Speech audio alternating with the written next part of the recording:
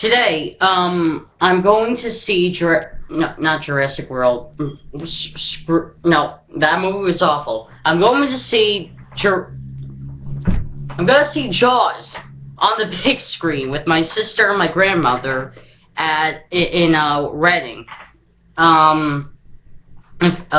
If you never seen Jaws on the big screen, today is your last chance to see it on the big screen because it is its 40th anniversary this week, and so yeah, I'm actually excited to see it on the big screen. So in this video, I want to talk about television, and more specifically, Seinfeld and shows that had questionable series finales that either made someone think, oh, this is the way the show should have ended, and made people pissed off that the show should have ended better.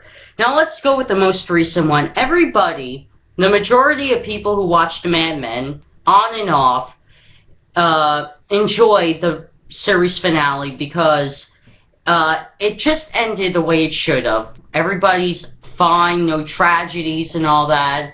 Although it does leave an open-ended thing, in my opinion, with Don Draper's second wife, who was diagnosed with lung cancer. I don't know, maybe she survived enough that maybe there was chemo treatment available, because that all started in the 70s, so it leaves an open-ended ending for that character. But I really enjoyed how the Mad Men show ended, and I'm telling you, the Coca-Cola commercial is going to definitely be remade for the Super Bowl next year.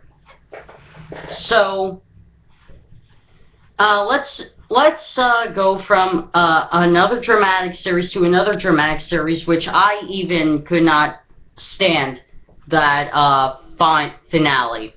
The Sopranos. Like, even I watched it, I'm like, how? How do you end a show like that?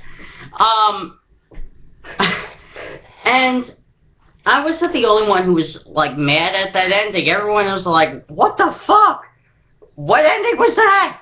And the same creator of The Sopranos actually delivered a better ending to Mad Men, which is good.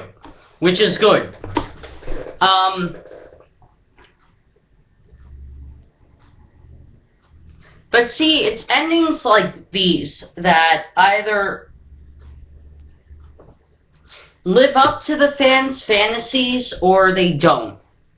Now let's talk about a comedy series like Seinfeld that made everybody either happy or pissed off. It was a 50-50 split between the fans of Seinfeld, and I remember seeing the series finale myself when I was a kid. 50% of the Seinfeld fans said this is how the show should have ended, because with all the illegal stuff they did throughout the whole show, you would expect them to land in prison sometime. And others were like, oh, the show shouldn't have ended this way. And in the Curb Your Enthusiasm season 9 in 2009, they had a Seinfeld reunion show-like series, and it delivered a better ending to the fans of Seinfeld who wanted to see the show end in a more positive way. But I really think Seinfeld ended the way it should have, with them being in prison for a year. It just ended perfectly. Although I didn't like, when I was a kid, I didn't like the end of Raymond, because that finale was kind of boring, because the show started and all the lines were like, hi. That was it, and they were eating the rest of the time. No jokes, it was just eating. Really? For a half hour, you made us watch the Barone family eat. I would rather see Ray Barone have a hard time going to the bathroom. That would be more entertaining and more funny. I did not like the ending of Raymond. Yeah, and it was 50-50 amongst the fans of Raymond as well. I'm amongst the 50% who thought the show should have ended completely different. Others were like, oh, that's how the show should have ended, and that's the point of this video. Larry David summed it up perfectly.